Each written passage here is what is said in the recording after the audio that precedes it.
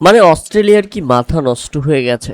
বল ব্যাটের মধ্যে আকাশ পাতাল ফাঁক, অথচ তারপরেও প্যাট কামিন্স আম্পায়ারকে বলছেন টেকনোলজির ভুল আছে, আর একবার দেখে নেওয়া যাক।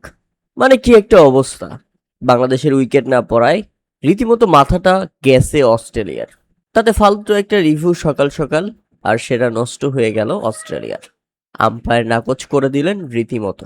ইনিংসের ৩৩তম ওভারের প্রথম বলের ঘটনা ছিল সেটা।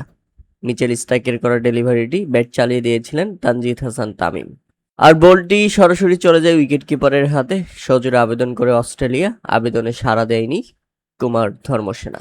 আম্পায়ার সাড়া না দিলে রীতিমতো অবাক হয়ে যায় মিচেল স্টার্ক। যেন স্পষ্ট আউট ছিল, তারপরেও কেন আম্পায়ার আউট দিল না, তাতে বিরক্ত ছিল অস্ট্রেলিয়ান অধিনায়ক প্যাট কামিন্স পর্যন্ত।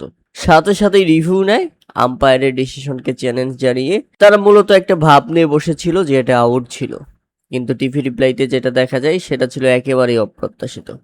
বলে বেটে আকাশ পাতাল ফাঁক, বলটা তানজিদ তামিমের পেডে আঘাত করেছিল এবং আলতারে যে কোনো স্পাইক ছিল না, যে কারণে আম্পায়ার সেটাকে আরো একবার নাকচ করে দেন।